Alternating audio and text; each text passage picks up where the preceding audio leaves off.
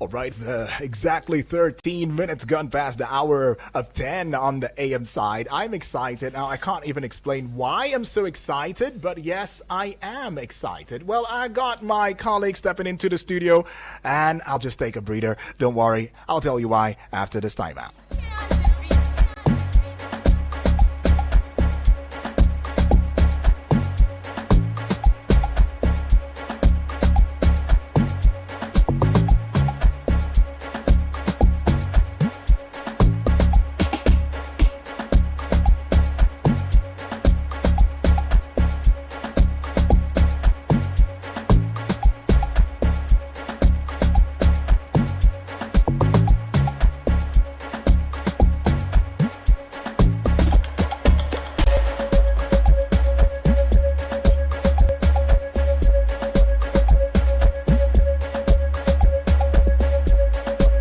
Okay, so yes, all of that has been settled. Now, there's nothing as beautiful as instruction. If you've got instruction, you've got information. There's in a person where they ask question. Now in the Sabi Road. Is that not true? That's true. Yeah. That's true. Well, I've got beautiful guests in the house, very fantastic personality. And yes, guess what? We are coming on here today to have a conversation with you, a heart-to-heart conversation, something that probably you know about, but you never took a recourse to, looking inwardly to understanding. There's one thing to say I know something. There's another thing to say I understand. I hear language does not mean I can speak it or I understand it. I just hear, but I don't understand it. All right. So an understanding is what we'll be bringing on here on the show today. My name is Udwak Daniel, and I've got my guest in the studio as we go to look into something that we all did. Joining hands together, Mental Hygiene Day. Yes. Am I supposed to ring a bell? Yes, I should. Okay. Mental Hygiene Day. Oh, yes, menstrual. Udwak, not mentalo, mbok. It's menstrual. Yes. Menstrual Hygiene Day has come. We are breaking the taboos and promoting period-friendly world. And talking about that now, I got my guests. Yeah, I said guest. Is actually two, not one. They are in the studio already, energetic and ready to engage. Now, I'm talking about Miss Blessing Ajabiowe, right? Now, she is the founder, Girl Child 365, implementing partner and country coordinator for Could You Cup, that's CUP, Menstrual Cup. Welcome to the show this morning. Thank you for having Awesome. me again. Now, again, wow, that feels good. Member, sure. Yeah, you're not a new face, you're a family member. I've also got yet another guest right here and on here in the studio. She's in the person of Mrs. Lillian Gerald. Now, she's a community and expert. Welcome aboard. Thank you. How much I feel so much powerful experts right here in the studio to have. Well, let's jump to it already. Now, mental hygiene is menstrual. Why do I keep saying mental? Right? Hygiene rounding menstruation. Now, the day was also initiated by the NGO WASH United in 2014, with the first official celebration taking place on 28th of 2014. Now, since then, a number of things have happened. It has been, it has grown into a global movement, right? Yes. With individuals, organizations, CSOs, governments participating in the campaign. Now, it is the campaign, and that's what's about campaigns. We will indeed let you in on what this campaign is about. Now, the theme for 2025, Together for a Period-Friendly efforts, especially in creating a world where menstruation is normalized as well as supported. Well, I've got a personal story that I want to put. This person says, as a menstruator, right, I've experienced firsthand the stigma older. I realized the menstruation is a natural part of life, and we need to break down these stigmas by sharing. Yeah, I'd like to call you Miss B if you don't mind. Yeah, that's fine. What is it about this conversation that your heart really beats to talk about? Okay, thank you for having us it's one okay. more time. Yeah. And I'm so glad that we're having this conversation with a man, them all around supporting Exactly. women. So we call Exactly. them menstruating men. Oh, okay. I think I'm a menstruating man then. Right.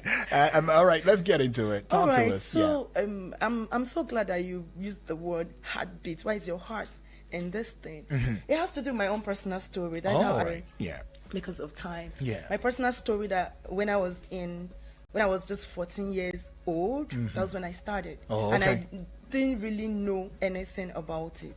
I'm from the typical African family, Exactly. I get that. background. First of 4 girls, no boy child. And being the first, you are the experiment for everything in the house. You are the scapegoat for everything. And the period started. I had dysmenorrhea. That is a painful period. Oh, that's what they call it. Yes, dysmenorrhea. All right. That's a severe pain Yeah. that you can't really bear, even though you can bear it over time. But at that age, it was strange to me. I even hear some people could pass out. Yeah. Oh, my goodness. Be taken to the hospital every month when you're Yeah. menstruating for medication and Yeah. all that. So Yeah. the period didn't come until the next day when the drama started. Oh, yeah. And long story short, after 2 months, it stopped coming. And I was happy. Oh. I was joyful because, I go through a lot, especially the first day. So I was very happy when it stopped. But mommy noticed it and asked. I said, oh, that thing. I was calling it that thing. That I'm happy that at least I have my peace. I'm no longer rolling on the floor and all that. And guess what? Tell me. You are pregnant. What? That's my story. I was told My I was goodness. pregnant. I became confused. Like, Really? I tell this story everywhere because that is one of the reason I got into this space, to be able to Right.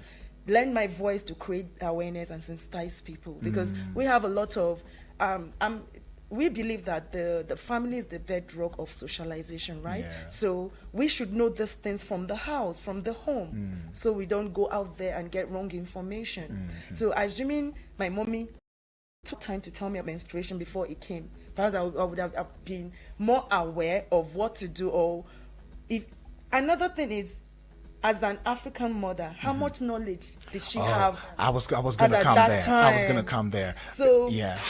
I grew up not, when I had to go through all that, it became clearer that I couldn't blame her because she was limited in her Exactly. knowledge as well Exactly. as an African mother. The fear of having 4 girls in the house, the fear of the first one just not seeing her period again. What's happening? She must be pregnant. She must be thought. pregnant. Yeah. But growing up, when I went after knowledge to really know what the issue was, it's a period that is referred to as menarche. A girl just starting her period, just entering the puberty stage. The body is the hormone is they're trying to adjust to the new, they adjust to the new Reality. of entering puberty. And so most times you're not ovulating every cycle. Okay. And so you can, in that first time of starting your period, it can skip for some months. 2, 3, 4, 6, up to a year. But if it skipped after a year, you may have to see a gynecologist, see your doctor and explain. Okay. So I was in that period of menarche, but nobody knew. And then, I started by saying that I'm so happy that I'm talking to a man. Yeah. My dad was in the house, but he said nothing. He just felt it was woman A woman's. talk. Yeah. Okay. I get I was that. taken to the hospital. Yeah. The doctor wasn't on seat the first time, and the scientist was there. The trauma, the insult, beating. You want to bring shame to us in the family, this and that. And I guess the guy was just enjoying the drama. The lab scientist. He took something I can't remember, and he came back to tell my mom that she is pregnant. The drama is there, and then told my mom to go out of the lab and stay at the waiting room, that he wants to further examine me. And he asked me to lie down, to open my legs. And he was attempting to bring his finger right inside of me. Wow. The lab scientist. Yes. Little did I know that a lab scientist has even the doctor cannot ask me to lie down and bring his finger to examine if I'm pregnant or not. But as a naive child that I was, I didn't know that he had no business. But before the hand got into me, I was already trying to, because in my head, this is going to be painful. This is going to be painful for a young girl, a teenage girl who's just entering her puberty. And I didn't allow for that. Yeah. I'm sure he knew I was going to scream. Okay. So he called my stepped mom back. in Oh, okay. and said, I didn't allow for further investigation. You know, I'm really glad that we're. In fact, there are things that my eyes are opening to see now that I couldn't have imagined, honestly. Yeah, from your story. Yeah, from your story, especially when we're looking at Menstrual Hygiene Day, it just goes, in line with the fact that this is Children's Day. Yes, happy Children's Day to you. Now, it just talks about attention, spending time. It talks about knowledge. Right knowledge at the right time. At the right time. Yes. Yeah? And it also shows how vulnerable the girl child is. Sure. Especially when we are dealing with issues like this. And I'm glad that, I'm having this conversation with you, as well as with Mrs. Lillian, because it will expose, some of these things and allow for parents out there, guardians alike, to be well informed and to understand the intricacies, the specialty of the girl child. So, Right. in the end, you came out successful. It came out rightly. Was there still a taboo around it?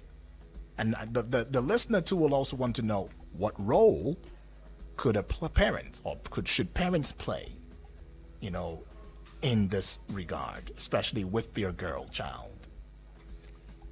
All right, so we always sensitize parents alike, Yeah. children, everyone, that we need to have the knowledge of these things, because you're able to now teach your girl child at home before Yeah. she goes out there to get the wrong information. And in the world at large, not just Africa, Yeah. we have grown to believe that there's taboo and stigma around menstruation. But the reason why this movement started in the first place is to break this, to tell the world that, it's a normal thing to have a flow. And it's an exciting thing, because it's going to lead you to, everything is well with you. There's nothing Right. wrong with you as a girl child. Imagine a culture where when the girl starts flowing, she's locked up somewhere in the room and then the elderly women and her mother goes in to prepare her for marriage. After that 1 year, to them she's ready for marriage. So in her head, she's already traumatized and scared and don't even want to experience period. So when parents have the right knowledge, then the socialization and the education starts from the house. And it becomes different, and she handles the whole thing differently by the time she gets out there. Yeah. She's more confident. Yeah. She's not ashamed. She knows the right things to use, materials, period, product. She knows how to carry herself. She knows the hygiene and every other thing she needs to know. So the role of parents can never be overemphasized. All right. So, what are the common misconceptions about menstruation, that we have daily? Should I get with Mrs. Lillian? Because I see Mrs. Lillian has been very attentive now. Mrs. Lillian, sorry. You must have had, you're a community engagement, expert. Yeah. You must have had, one or two community work to do in the communities. What would be some of those things that you've noticed yourself? And you just want to put it out there, maybe dispel it as a taboo or as a misconception that people are, she's menstruating, run away, it's unclean. In fact, some people say you're unclean. Don't cook for me, don't cook my food, don't touch ones. Do you understand? Don't touch anything that I'm doing, and stuff like that. All right. Once again, my name is Lillian, and thank you for having me. Yes, in all our engagements concerning menstrual hygiene, we have noticed, especially in rural areas, the people in the urban areas are more, exposed. Oh, okay. And even though it's still a problem, generally, women are silenced in a lot of things. And then it includes menstruation. Yeah. Somehow you're not supposed to speak about it. Right. You're not supposed to just tell somebody I'm on my period. You're supposed to hide it. This is the most natural thing that happens to anyone. like we go to pee, like we go to poo. This is very natural. You know, you can't, as a woman, you cannot control it. If it is not there as a woman that is past puberty, it is a problem. Right. So in the course of this, we've had people who, if you ask 10 women, what your most embarrassing days, what your most embarrassing moments are, right? Yeah. They will tell you that it's linked to menstruation. Most embarrassing. Yes. How can a natural thing be so That's, embarrassing? that is what we're trying to say, and that is why we're here. Okay. If you ask 10 women, what was your most embarrassing? Oh, I was working and then I didn't know I was on my period. I stained myself. Oh, I wanted to die that day. I'm ashamed. Felt like the ground should open so I can just... So we have seen that in children, in fact, most times when they first see their periods, they cannot tell their parents. These are the things that we see. They cannot tell their parents because it is like, oh, if I tell my mom that there is blood around my...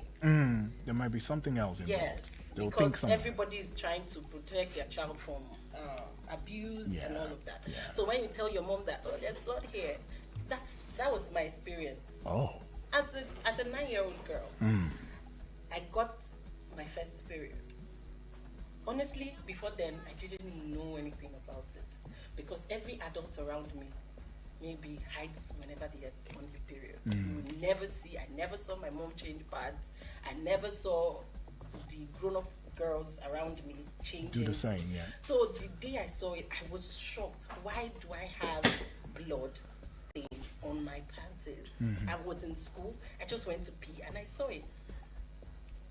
So this is the story of a lot of girls. Then when I got back home, I just went straight into the bathroom to have my bath. And my mom was home that day and she couldn't understand why.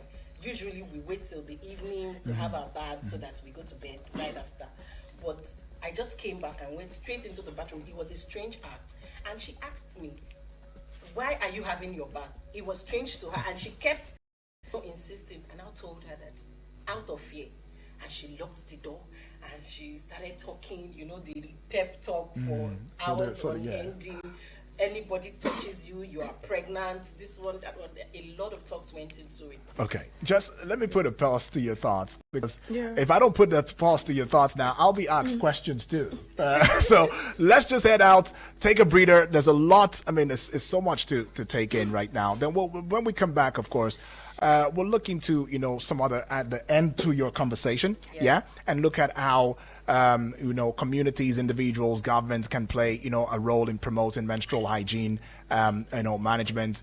Look at how we can create a supportive environment where people, could feel comfortable, discussing the menstrual experience. And of course, also look at some of those events that has become a milestone, in allowing for a safe haven for females, to indeed be expressive of it. Yeah? All right, we'll just head out now. Don't worry, we'll be right back. This is Eagles 102.3 FM Abuja. It's the general open banter. And yes, we will banter.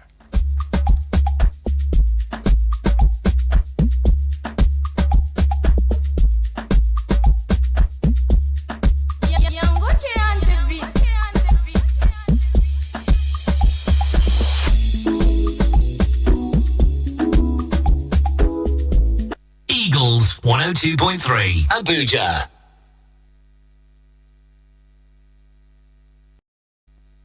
The Infinix Note 50 series, defined by pioneers who push boundaries. Its ultra-resilient armor alloy metal frame design gives you that slick, top-notch style. Unlock efficiency with intelligence of the one-tap Infinix AI and circle to search anything on your phone with Google. Need power in a flash? 90 watts fast charge rockets you from 0 to 100% in 38 minutes. Exclusive deals at authorized stores. Get your Note 50 now. The Infinix Note 50 series. Pro design, pro AI.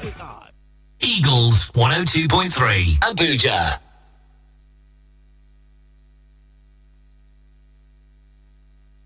Please listen to this announcement. Farex Borehole. We are competent. We are committed. We simplify borehole for your borehole survey, for your borehole drilling, or any of your borehole challenges. Call us on 080-3596-51 08035965170. You can visit our office at Goshen Plaza, opposite Jabi Motor Park, Abuja. Eagles 102.3 Abuja.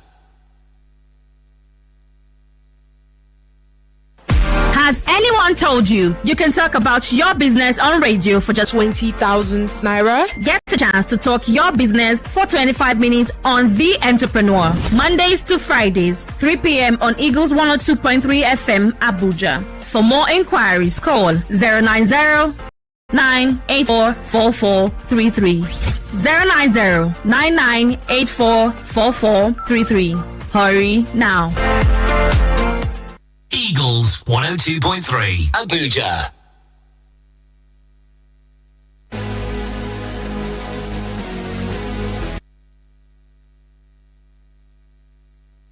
Eagles 102.3 Abuja. Playing the best music from yesterday, today, and tomorrow. This is 102.3 Abuja.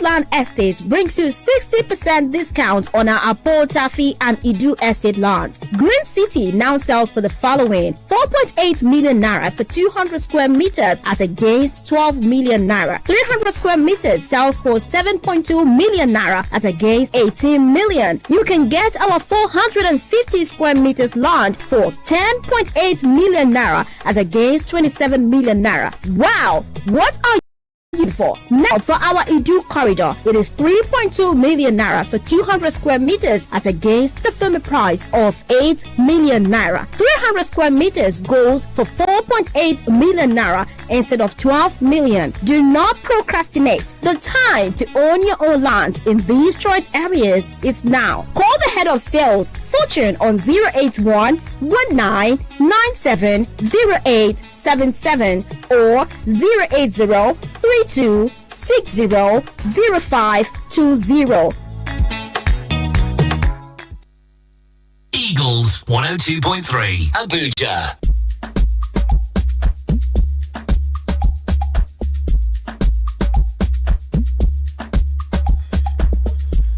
Right, we back right here. 37 minutes gone past the hour of 10. We're still bubbly and having this conversation, very vital conversation right there. And yeah, you want to be a part of this. You want to ask some questions right there. I mean, these guests are seasoned, in what they do, and they understand the discourse totally well. You are a father. You thought it was just a mother's conversation, a female's conversation. No, it is a family conversation, right? Just as you would tend to your son. This is how you tend to your daughter as well. In fact, and even give an extra, in the way you tend. Because, these are females, our mothers, leaders of tomorrow. As well as, they say, if you educate a woman, if you indeed pay attention to a woman, you've paid attention to an entire nation. That's right. Well, we're still are in the studio, and they've been given their thoughts, in the discourse this morning. I'm talking about none other but Miss Blessing Ajabiowe, as well as Mrs. Lillian Gerald. And they've been indeed telling us, quite a lot. Just to let you in on the fact that Menstrual Hygiene Day is tomorrow. I want to believe so, yeah? And that's why we, brought this conversation on here today. So you've got your question, that one question. You're a female, you're a young girl out there. You're a mother out there. You don't know how to connect with your daughter, to indeed reaching out to her, especially in the regard as we are discussing this morning. You can now put that call through. 0907 353 00 44. The other number is 0908 766 8888. And the WhatsApp portal number is 0909 705 4450. Yeah. Well, Miss Lillian was having a conversation. Just put a wrap on it and tell us what you feel. How you feel that we can better, reach out to our female children and the female outside. I mean, generally, right? Generally, it's just education. Education. Awesome.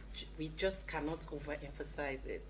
We just we have to just keep saying it. Like you were saying earlier concerning the taboos that come with it. Yeah. In 2025, it shouldn't be. Like, of all the women are silent about, menstruation should not be one of them. Because if you cannot silence a pregnant woman, you cannot silence someone who talks about a menstruation, or keep it hidden or make it a stigma. It is not dirty, it is natural. Yes. The only thing we need to teach our girls are how to manage themselves during this period, especially in the area of hygiene. Right. Those are the areas we should be talking about, and awesome. not somebody saying, "Oh, you can't cook for me because you are on your period. You can't do this." I respect all cultures, but some have to, go in 2025. Some have to go. Some have to pack go, your load and go. Right. We need to educate people out there in the rural areas, in the villages. We need to. There's a lot of work in terms of, engagement and education needs to be done. Right. And that's where we need the government, because this cannot be done just by individuals. We need government sponsorships and a lot of things. Okay, sponsorship policies and all of that. Policies, yes, exactly. Yeah. And just to also, put it rightly, who says that it's supposed to be a heating thing when the word men begins it? Menstruation. Yeah. I mean, I don't get it. But isn't everything? Isn't everybody, being a part of it? But yeah, let me ask you, Ms. Blessing, how can the government, particularly, and look into these matters and ensure that we have, our girls being safe, especially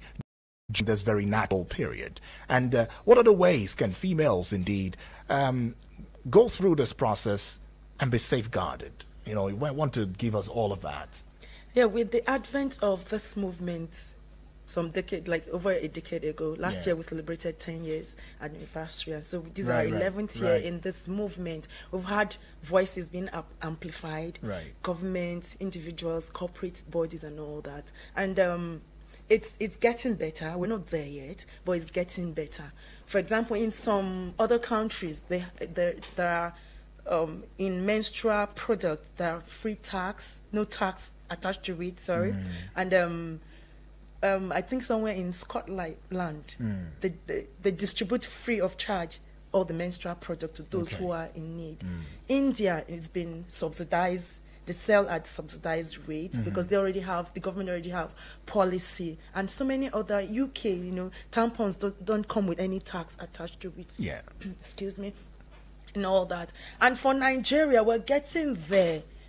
I happen to be part of the technical working group in the national body here in Abuja. Yeah, that's the thing. Yeah, it's been headed by the Federal Ministry of Women Affairs, supported by the Ministry of Health, Environment and Water Resources, working hand in hand to ensure that what is ongoing now is a policy draft.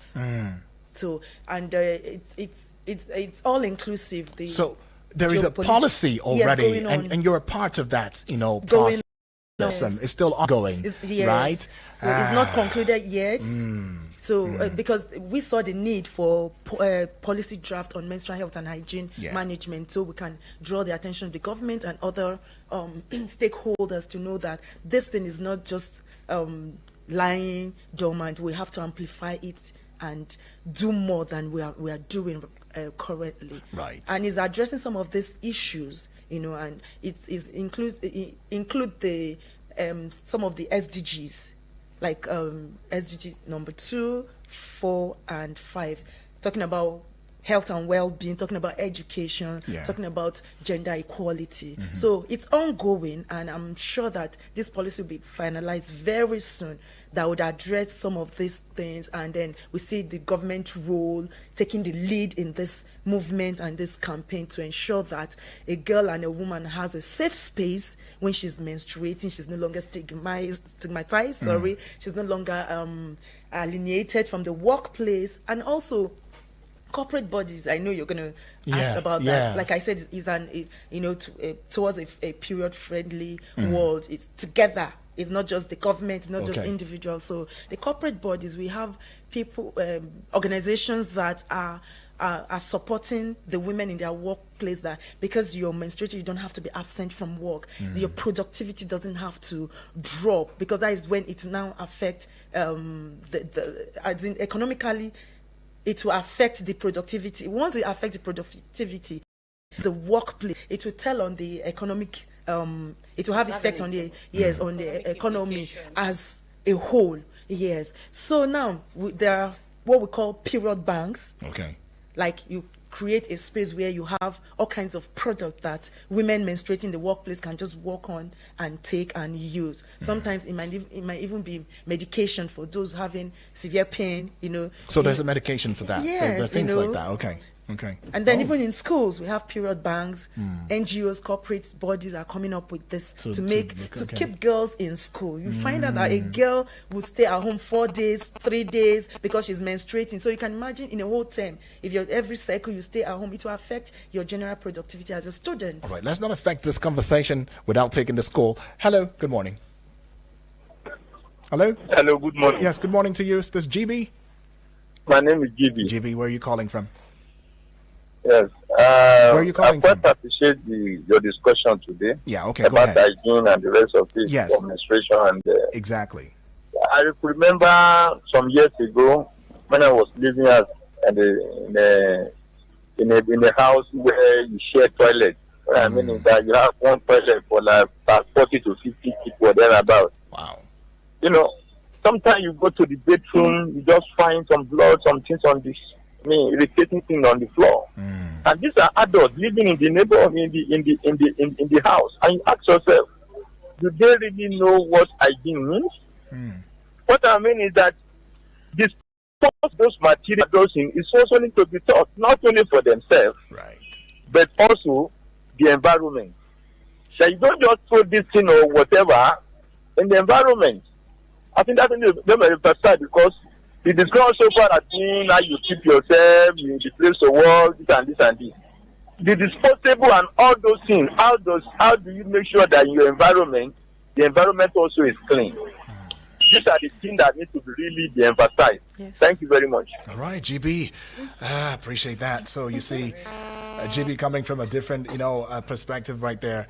And what do you think? Yes, we're going to go there. Okay. Yeah, I totally agree with him. Yes, and it was a progression. We would have gotten there. Okay. Well, GB, thank you for taking us there, because GB has taken us there already. Environmental factors are involved in terms of disposing of menstrual materials, right? Materials. Right. You can't drop your menstrual materials anywhere, because some of these things flow back into the rivers and it causes a lot of environmental factors that hazards that are not supposed to be blockage. So yes, this is why we're saying the education does not only include telling or making people aware about menstruation. Of course, everybody's aware.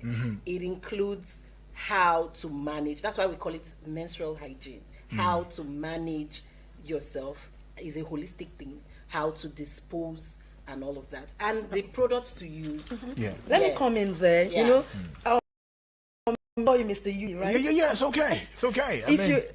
I'm sure you can see us with menstrual products, right? I see all of this. Okay, so when a girl is menstruating, it's very important that she knows the best menstrual product that can help manage that period of her time.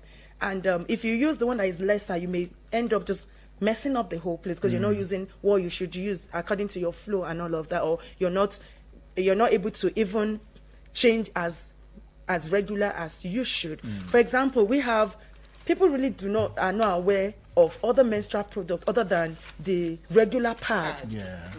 So, Mr. Yudi, you can see us with a lot of other products I here. see all of this. So this is what we call reusable pad. So a girl just stick it to her underwear and then. So, but this one is washable, reusable. So you wash and then sun dry. Yeah. Right. So then we have regular pad, and this regular pad comes in different forms, shape, heaviness, and all of that. So you know when to change to another one when you have heavy flow and all that. We have tampons. You can see this. This is insertable. So, but you know, the movement just kept growing, and then we grew into using this, and then innovation comes up. We have another thing to use, and all that. So, this is what we call tampons, and it's not everyone that is aware of all of this. This is what we call tampon. So, it's insertable. Right. Is insertable. Yeah. Okay. So, it's insertable. Yeah. So, when a girl inserts it, this rope is out, and then it's able to absorb. So, and this is to reduce the stains on the body, but you still dispose this, and don't forget you dispose this. So this regular pad and tampons take a while to decompose. It can take 500 to 800 years. Right. Yeah, so you can't even flush it to block the toilets, drainage and all of that. And then innovation around in 2000, this menstrual cup came out, and this is the Kudu menstrual cup, which is the organization. It's an NGO too that I represent. Right, I get that. Anyways, okay, too much information. Right, okay. Somebody being sensitized right there. But I'm glad that you came up with this and put all of these together. I mean, in tough times, glad that there are also innovation, that will, allow for an easy transition, and allowing for easy transition, meaning from being a child into growing into a woman. I mean, it's a process. It's a process. I just hope that there would be also, fora like this for us male, so we can understand ourselves, because even the male, we need to. I mean, but it's not about us, it's about the females, and that's why we're talking, this conversation. But GB made something clear, right? Yeah. And one of the places was about how the disposing, and you've clarified that. Maybe this is part of why some persons in the society see it as, don't talk about it. No, I don't want to, no, please. It's not, because they have an experience that is ugly. A woman doesn't even have to because she's on her period. Right. She doesn't have to. Right. Because the blood only smells when it's exposed to air. Right. So if you manage it right, no one even knows you're on. So y'all hear it now. I mean, they're right here. They're experts in their own rights. You want to say something, Miss Lillian? The time is almost running out for the show. But let me get with Miss Lillian. What will be your final thoughts on this discourse today? And then I get back with Miss B, to give us a final thoughts too as well. Generally, we are here for education to tell you that menstruation is natural and it should be treated as such. What we need to do is educate our people on how to manage themselves around it and make make your environment a cleaner environment, and also to take away the stigma that comes with it. We've not had time to really speak on the stigma. Yeah, I get that. This is while we're here, and this is the theme for tomorrow's menstrual hygiene day, breaking the stigma.